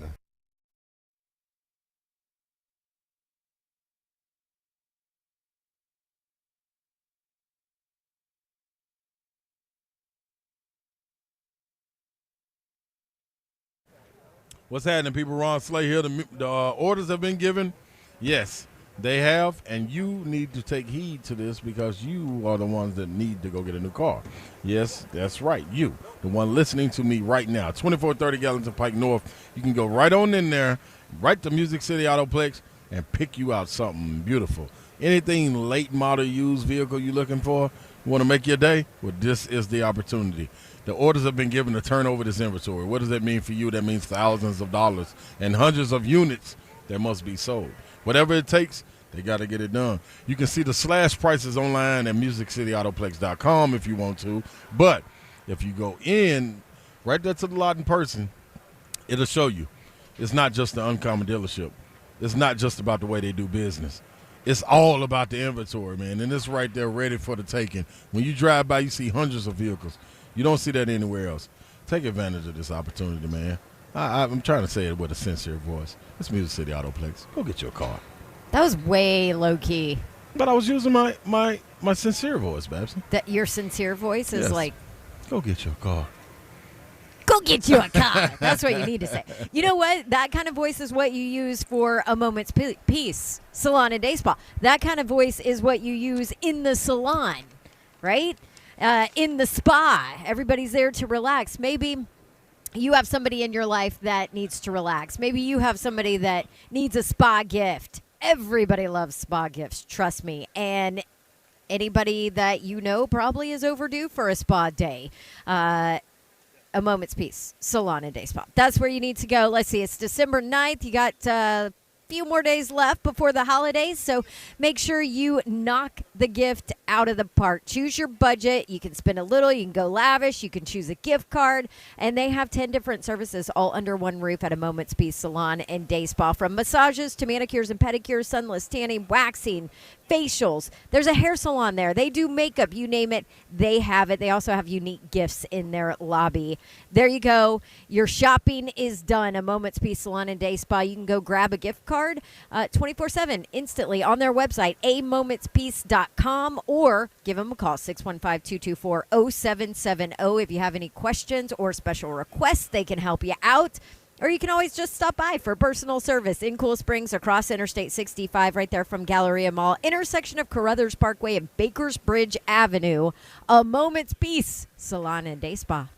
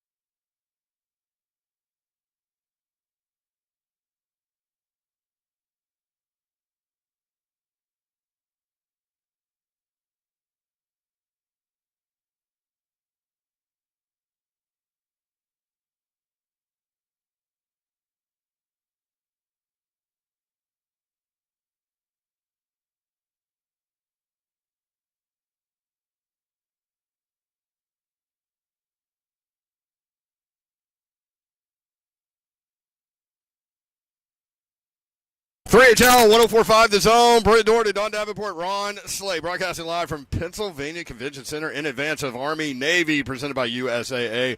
We got a Tennessee Vol legend, an NFL legend, a Cowboy legend, now a high school football coach. Jason Witten joins us now on 3HL. Jason, what's up? How are you? I'm doing well. Good to be on with you guys. Hey, before we get into all the football stuff, you did a really cool thing this morning. USAA, for those that don't know, celebrating its 100th anniversary of serving the military community in 2022. As a part of that celebration, USAA has been gifting vehicles throughout the year as a part of a program called Recycled Rides, providing 100 vehicles to military members in need. You and Brian Dawkins were here, gave away the last two. How cool was that experience? That was pretty neat. Kudos to USAA for doing that. Yeah. We're recognizing the veterans that served our country, and now to give them rides and vehicles and kind of custom make them to help them as they adjust to real life, and so it was awesome to be a part of that. Brian's a guy that I played a lot against in some great rivalries. He's crazy on the football field. Oh yeah, he's wild, So I got a few surgeries from him. Yeah, a few bumps and bruises, maybe a broken rib in there from that guy, but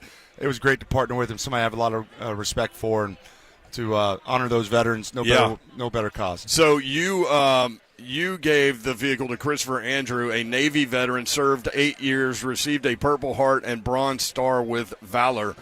I mean, I can't even imagine how powerful that moment was. It was neat. We got to have breakfast with him. I was with Chris this morning, and he walks in and he starts telling you a story, man. It's just, you get chill bumps thinking about it, right? And so, in anticipation for this game tomorrow, and for these young athletes to commit beyond just their education and to help protect our country, it's remarkable to see. I just have so much admiration. I was speaking to the Army guys a few minutes ago. One of their coach asked me if I'd say something to them, and just thinking about when we were in college, just to take on that, the academic requirements and all that goes into being in the academy, and then to play high-level football too. I certainly wasn't ready to do that at 18 years old, so I got great admiration for these athletes. Yeah, Jason went with us on 3HL. Have you been to this game? Have you been able to take it in before? I've not. This is my first time. Okay. So it's really a little bit of a bucket list for me. I've watched it on TV, and it's almost like going to the Masters if you're a golf fan. Just so much tradition and history, and I'm pretty excited about it. Yeah, this will be fun for you, man. This is something to take in. Looking at it, you're going into kneeling. You're looking back at your playing days. You're playing at the big star, Dallas. You're a legend there. You're a legend in the Vols. When you walk on this field and you take it in and you look in these kids' eyes, that's the thing that got me. Knowing that these guys don't really know what's ahead, but they've signed up for it. That's right. Us looking at it, we're going to play pro. And you got your eyes set on something, the goal at the end. This right here is totally different with these young gentlemen, ladies, everything that's going out there and going to fight for our country. But they're playing the game. How do you transition from that? I think you got to be really mature to do that, and have a great perspective on life at a young age. Like I said, I certainly didn't have that, but who they are as young men and women to say I'm going to sign up for that and commit this to my life, and they're going to be tomorrow's leaders, right? They're the next generation of leaders, and so not just the kids, but the coaches and their families and all the people that have poured into them. I'm glad to be here. I'm excited to kind of take it all in. Yeah. I feel like I'm the outsider here because I got Vol for Life here, Ron Slay, Vol for Life, Brent Doherty, Vol for Life, Jason Witten. So we got to talk a little bit about the Vols in this season and what they did, huh? What a year. That was awesome. I think we've all kind of been hoping that the Vols could get back to that in football. And, Josh Heupel just came in. He's a humble guy. He doesn't say a whole lot. And to have that type of turnaround in 2 years is just incredible. So I think that's his staff did a great job. They're recruiting well. The kids played together. Yeah. That Alabama game, I think that was kind of the tipping point for them to kind of take it back to the next level. And Vol football is back for sure. How much did that mean to you to watch them beat Alabama? It was pretty special. I feel like there's a lot of, when you go and play in the NFL and you move out of Tennessee, you're probably not as big as a fan every day like my family is and that still live there. But, man, you watch that game and you see them pop open those cigars. And, it's been a long time coming, and they take that goalpost down the river. It was awesome to see, and a lot of hard work, right? I think we all have moments in our careers that we say, okay, that one showed me I can go the next step. And I think for Tennessee, that's been a long time coming. That was a game of we can play with these guys, not only play with them, we can beat them, and the future's bright. Me and Slade might have had a cigar. I most definitely. I soaked it all Or in. 2 or 3. What was that moment for you where you realized, hey, I can do this at this level?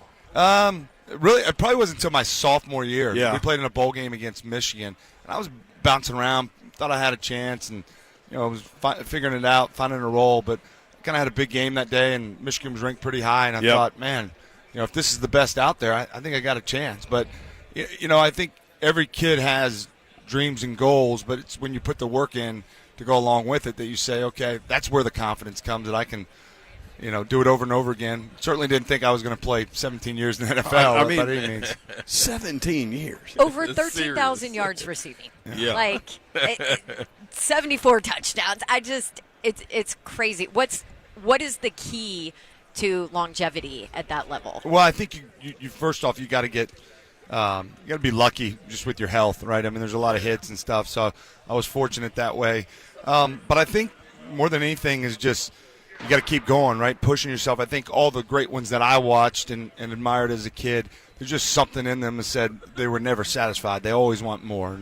And I think as for our generation, like Kobe Bryant was that guy, where he just seemed like he was always pushing for more and more and more. And I feel like that was something I always strived for. And being a captain and bring everybody else around you and play better. And so it was a lot of fun. Unfortunately, I didn't get the big one, so I think that was a big motivation a lot of those years too. Yeah. But it's still great. No regrets on that journey. Tell me about the transitioning out of there, coming back into reality. Like you were just talking about the troop you gave the truck to. Yeah. Like, what was your transition like? Well, I had a little bit of tough transition in that I retired, went and did broadcasting for a year. We weren't very good at that, and honestly, I missed playing. Yeah. And I always felt like, hey, they're never going to kick me out of the league. I'm going to walk out on my own terms. Right. That doesn't happen for most of us, and so I came back and played. Then I was thinking about getting into the coaching, and I had known John Gruden through some ESPN stuff, and so went out there and did a year with him. And really it wasn't about playing. It was more about kind of peeking behind the curtain and learning football and see if I wanted to coach at that level. So my kids were going to be – my oldest son was going to be in high school, and he's like, Dad, will you coach us? And so I've kind of dove in head first on that, really enjoyed it, impacting kids' lives. It's been a lot of fun. Yeah. Okay, you're humble here. You've done it well. I mean, you were named a coach of the year for high school. Your team 10-2 record, district champs. I mean, how fun is that, and the ability to impact the lives of some of these kids? Yeah, it's very rewarding, And at first I was a little nervous because I'm like, man, I've been in the NFL. Like some of this stuff's not going to transition over. But what I think was the best part about it is, the business of football and pro football, you can become a little bit jaded with everything. And so being in these high school kids' lives, it was a great reminder for me of why I fell in love with the game of football and how the game of football can impact kids, not only on the field, but who they are as young men and developing that manhood. And so it's been a lot of fun with that. Will, let me ask you this, man. Let me put you on the spot. You got to have a Mount Rushmore coming from Tennessee. Who's your Mount Rushmore? Who's Football? Any. Oh, man. Yeah. Football, I think that's a little too easy. I want to let's take it a wide scope of this. Oh, man. All of sports up there. What's your Mount Rushmore? Well, I'm not kind of schooled up on all the sports, so if I leave somebody off like a rock star to keep them off, okay? Reggie White. Okay, hello. Okay. Shamika Holskall. Hello. Yes. Okay. Yeah. Bernard King. Yeah. Peyton Manning, obviously. Yeah. We'll give you a bonus. We'll give you a bonus on that. You Justin Gatlin. Juice. Yeah, I would say probably those would be from different sports, and Yeah. I'm probably missing a baseball player in there somewhere. That's But cool. R.A. Dickey. and I gotta say Ron Slay, man. I gotta say Ron Slay. Hey, listen. I know we don't. You guys, he probably does it every day with you guys. We live in the glory days, but man, there was a 2-year stretch, right? There wasn't any football player. It wasn't about Dante Stallworth. Ron Slay ran the show, man. If you needed anything, you just try to get in his back pocket. It was going to be a good ride. No, man. Hey, man, congratulations on all your success, dog. I ain't been able to just talk to you, but on air, man, salute to you, dog. You set the bar. We were around a lot of great guys at Tennessee. Yeah. But to see the work ethic and build up, like a difference from now to then, the transfer portal and things of that nature. Yeah. Like, it wasn't no transfer portal for us. You know what I'm saying? We wasn't going to dive in that anyway. You were locked we wanted in. the competition. Yeah. You know, I was a sixth man. You worked your way in. Yeah. And like you said, that sophomore to junior jump is what did it and let you know you can be there. What do you think about kids in this transfer portal thing, how they got it right now? It's hard. Yeah. It's hard. You know, I think here's what I think about it is I think we made this decision to kind of go that route in the NCAA and however it kind of came about. And I'm not so sure they thought out where we're 3, 4, 5 years down the road and what it looks like. The unintended consequences. That's right. Yeah. And so I think there's some great examples there where we see it all the time where a guy gets beat out, another guy plays well. He's probably not going to play. It's great. Go find somewhere he can play and have a great career and get another chance at it. But I feel like any adversity they get, right, we're jumping. And that thought's in there. Forget if they even make that decision. Right. But when those thoughts start entering your mind, your parents are having those conversations, other coaches, I just think that's you're losing the sportsmanship and the competitive side of it. Like we, not to be the parent in this whole thing, but like our kids need to face adversity. There you Right? go. I mean, There you go. and so That's why we have them college- play sports. That's It right. teaches them how to fail. That's right. And so I think any and it's hard for the coaches because now you're having to manage that every single day. Like, hey, man, just keep working. You got 4 years. You're going to eventually be a player. If I would have been in that situation and forced me to leave because I didn't have the role I wanted, I don't know that I would have had the career that I was able to have. Yeah. And so I think that's hard, but what do I know? A lot. I'm right there with A you. lot. That's a great Jason point. Witten with us on 3HL. Now, one of the, I guess, positive kind of transfer portal stories is Hendon Hooker. Yeah. And that's how kind of it's meant to work, right? Yeah. You find yourself, you work hard, you end up out of school, you do what he did this last season, and there is a lot of talk in our city, needless to say, about how he is left off the ballot in New York. Your take on Hendon Hooker and kind of the snub and the Heisman voting. Yeah, obviously I'm biased to him, but if I take that back and just evaluate college football, I don't know how he doesn't make the list, right? What he did for his team and the way they played, really he only had one loss. I mean, he didn't play much in the South Carolina game, but and what I've seen of him, just even better person, great leader. That's hard to do, come in as a backup, stay the course, get an opportunity and run with it and put that team in the situation they were. I don't know that there's 3, 4 other guys that are better than him, more deserving for sure. Absolutely. SEC Player of the Year, Hendon Hooker. Jason Witten, at Jason Witten on Twitter. You follow him there, high school football coach, Liberty. Legend, Jason. Awesome. Thanks for having me on, guys. Thanks, man. That's awesome. Talking a little college football with him, but the NFL thing just blows me away. Just looking at that guy. 17-year career. And he looks great, that man. position. Having played 17 years. And at tight end, he's right. Like, guys like Brian Dawkins are out there headhunting tight ends, man. Hitman, everybody. Everybody. What do you say? A couple surgeries from that guy? That's crazy. Titans-Jags coming up this weekend. And if you missed our random conversation with John Henderson, Jaguar legend, who was screaming about Duval. Was that yesterday? Oh, that was Wednesday, I think. Yeah. Wednesday, yeah, okay. You need to check out the podcast. So where you get your podcast, rate, review, subscribe, 3HL, and all the Zone shows, including 104.5 The Zone. But, John Henderson's fired up. And we were like, well, I mean, I think I said to him, like, you're really confident having lost 5 in a row this team. But he's always confident. Anybody he's riding with, he has confidence in them. But isn't that, like, the best at what they do mindset, no matter what? Like, I don't care if I've lost 16 in a row to Alabama. We're going to go out there and beat them. That's right. And you're always looking for that next one when you can put it out your mind, especially in that game. Like, pro NFL, like, you're all actually week to week. You can't look down the road. The next game is the biggest game, and you try to train yourself that way. So, of course. And he's still close to that team with Jacksonville, still going down there talking to players. So, I mean, he has his pulse on the locker room, and I know we want to see those guys do well, but they'll take a L. They just need to pull up the video. You just worked that in. Yeah. By the way, they'll take it out. Yeah. They just need to pull video of him to get what he used to do to get ready for games. Getting slapped. Yep. Yeah. He gets slapped. Like headbutts. Hit his helmet against the wall. Yeah. Like, that is great. He Did was you on ever edge. do anything crazy like that? Did you ever have to, like, hype your – or not have to, but did you ever want to hype yourself up that way? Like, So, what was your hype? My thing was after warm-ups, I felt like the dumbest thing to me was to go out, warm up, get a sweat, come back in the locker room, And have to relax sit. and sit. Yeah. And then go sweat again. That was just That silly. is kind of dumb. It was silly when to you me. when you bring it up Yeah, that way. Why would you leave the court if you got a good rhythm and break your rhythm and then go back and try to find you, that's just silly. So I would just wait till we all went out there and warmed up. And once we warmed up, after everybody was going to be about 8 minutes left on the clock before we do starting lineup, I would walk along the baseline and I would pick out somebody on the other end that I thought was talking about me or whoever my matchup was going to be. I would say stuff like, he the one been talking about my mama.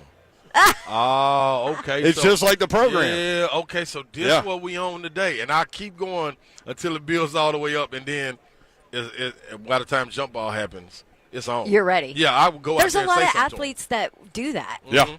Yeah, so while everybody else warming up and dunking, like I'm locked in on whoever my opponent is. Huh. Yeah. That's fascinating Locked to me. in.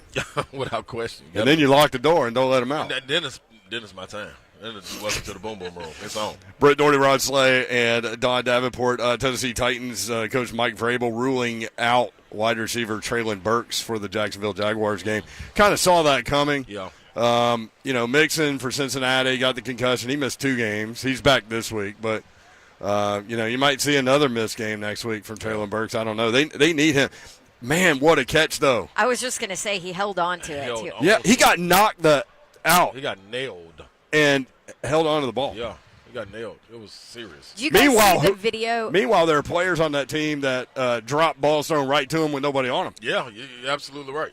I was so nervous about that, though. Like, at that point when something happens like that in the game, I know this is not right, and I'm not telling anybody to do this, but I am an eye for an eye type of guy.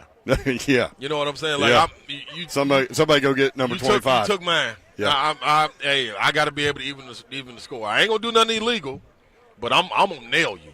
Because you didn't try to do nothing illegal, but you nailed him, so but at some point, yeah. Yeah, and you took him off the roster for a couple of weeks. That's what I'm saying. So and out of that game, man. That tied the game. You hate to see that, too, yeah, with how Burks has battled to get back, with how he really transforms this offense. I mean, he makes this offense different. Yeah. He makes this offense better. Take away the offensive line. He gives them an opportunity to stretch the field that they don't have right now. Yeah. That they need. And like so you said, it's man, what a shame.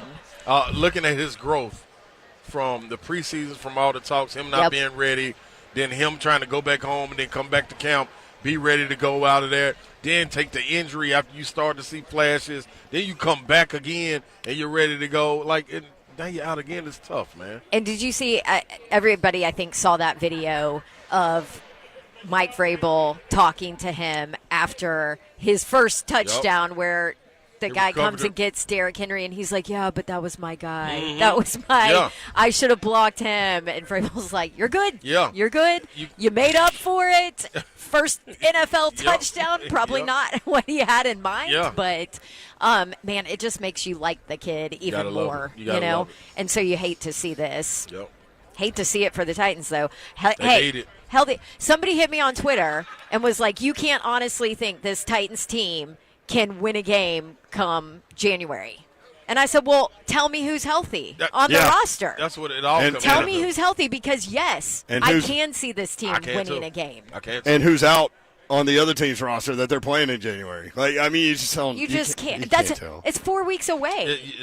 I mean, I agree. Playoffs are if this team can get healthy, they have a chance. I know there's a lot of people that say, oh, well, John Robinson fired in the middle of the year. That's Miss Amy saying that this team doesn't have a chance. No, it's not. This team still has a chance. At 3HL 1045 on Twitter, Brett Doherty, Rod Slay, Don Davenport.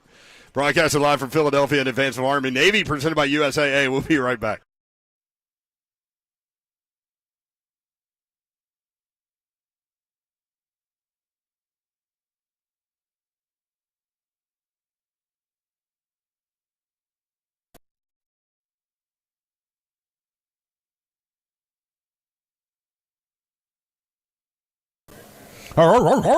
Yeah, that's the dog barking, man. The dog can bark way up here, and you can hear him way down there. Listen, I'm going to tell you this right now. Get on in to Red Dog Wine and Spirits, man. Make sure all your holidays, your spirits are taken care of. My guy Bard and them, man, they don't play no games. They get it done, man. I'm telling you right now, 1031 Riverside Drive, Franklin, next to Publix off Highway 96 is the location. That's where you need to go to in order to make everything go smooth. If you wanted to go smooth, well, you go to Red Dog Wine and Spirits because they have more than 7 years of experience in there walking around, and it can help you if you don't understand or know what you're going to get. You go in there, you pick something out, you don't like it, they got a tasting bar that's wide open for you. Get a little taste, say, I don't want that. They'll help you find what you're looking for. Speaking of the tasting bar, it's open Friday 3 to 6. Nelson Brothers Classic Bourbon, Nelson Brothers Reserve Bourbon, and a coffee caramel pecan liquor. Woo! It is some good stuff right there. Saturday, 12 noon until closing. No festive sippers open from noon on, but no official tasting. Just swing by, snag a sip while you shop. It's real simple, man. Take care of yourself for the holidays. It's Red Dog Wine Experience. Big Red Dog got you.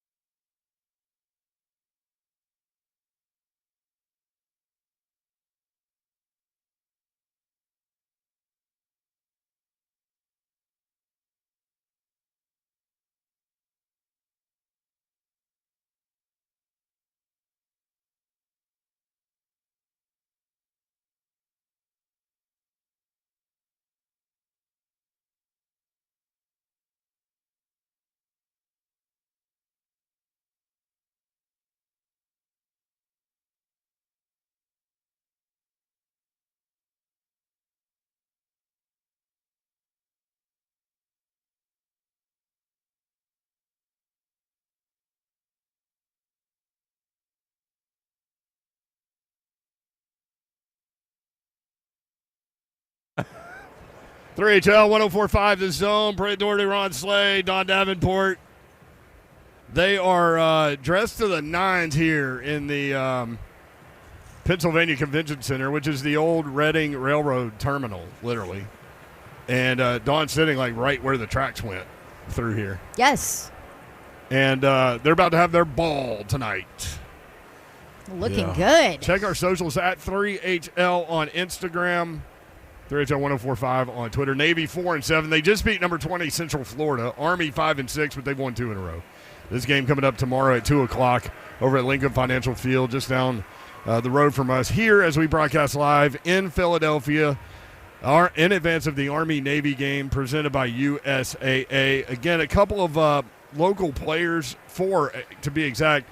For Army, number 83, Cooper Allen, punter, freshman from Independence High School. For Navy, number 0, Tyler Fletcher, sophomore linebacker from East.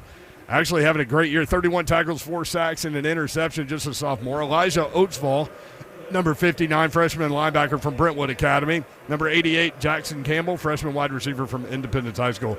A lot of Titans news out there as Teresa Walker was able to catch up with Amy Adams Strunk. She said the story is coming. Titans controlling owner. But there is a little audio out there, right, Huck? That is correct. Hit it, Huck. Honestly, I had made the decision. It was time to move forward. There was no reason to go 6, 7, 8 weeks, however long we remain in the season. It was not fair to John. It was not fair to the team.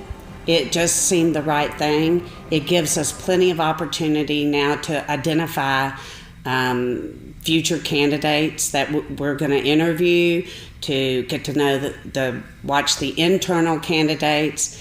It's, I'm just not that person that's going to sit on a decision like that. Talk to him, Miss Yeah, Amy. when I'm ready to cut you, I'm going to cut you. I ain't going to put you over there in the corner and let you bleed out. Yeah, when it's over, it's over. Dang. Yeah. That was hardcore. Man, from a personal standpoint, I know I speak for like every media member in Nashville, and thank John Robinson for always being cordial over the years, even with difficult topics sometimes. Always there, always available, and really appreciate the professionalism and all of those things. And maybe he's not the guy to get you to that Super Bowl with this organization. Clearly she thinks that is true, but can't forget about where they were when he took that job and immediately made a difference. Right. Shout out to J-Rob. Just can't miss on that many Yes, picks. Well, and I think that's what got him, right? Like that's what got him. We were talking about how when you're going to play this style of football, you can't miss on the offensive line, man. No. That's number one. Like, you have to have a quarterback to win in the league, but right after that, with this style of offense, you've got to be good up front, and just too many whiffs. Because when things go haywire and the passing game isn't working, your foundation is your foundation, and that's the running game. That's being mean in the trenches, and you don't have nothing in the trenches. So, and then those picks that you do hit on, you let them walk. Yeah. Now, it was for different reasons, and Right. I think you can make an argument on all of them. Maybe not A.J. Brown at this point, but on all of them that did walk, that, okay, it makes sense. Like Jack Conklin, that was his first pick in 2016. Right now it's hard to say, oh, okay, it was okay to let him walk, but a lot of them, I mean, the Isaiah Wilson just killed this But then team Raiden's and right this on top of roster, that. and then that right on top of it, where you can't plug him in wherever you want to plug him in. right. And that's just brutal. And then, I mean, even if you go deeper into drafts, obviously Derrick Henry was a huge hit in the second round, but Kevin Dodd was an early second-round pick in that 2016 draft that didn't work out, and some of the others, later didn't work out either. And I think it just came back to kind of bite him, obviously. Taywan Taylor, a third-round pick. That was another wide receiver kind of miss at that point. Well, and all general managers have misses, and ultimately that's what gets you got. But There were successes, too, and you point back to Kevin Byard, who wasn't even invited to the Combine, and the Titans drafted him in the third round. And that was a huge big chance. hit, yeah. And that was a risk, but, he turns out to be one of the best safeties in the league, if not the best. So, Well, what Caleb Farley is looking like, too, is another questionable decision when you look at his injury history and then now his third back surgery already. So, but all that, Miss Amy's in charge. She made up her mind, and there you go. I think she also talked about Coach Vrabel to Teresa, which Teresa will have a long piece, but Miss Amy also talking about Vrabel here. This was my decision. I saw on social media that, Mike gave Amy an ultimatum. That is just so false. That it never happened. People that say that don't know Mike Vrabel. That would not be something he would say or do. And he actually had a great relationship with John. So I want to put that to rest right now. Who said that?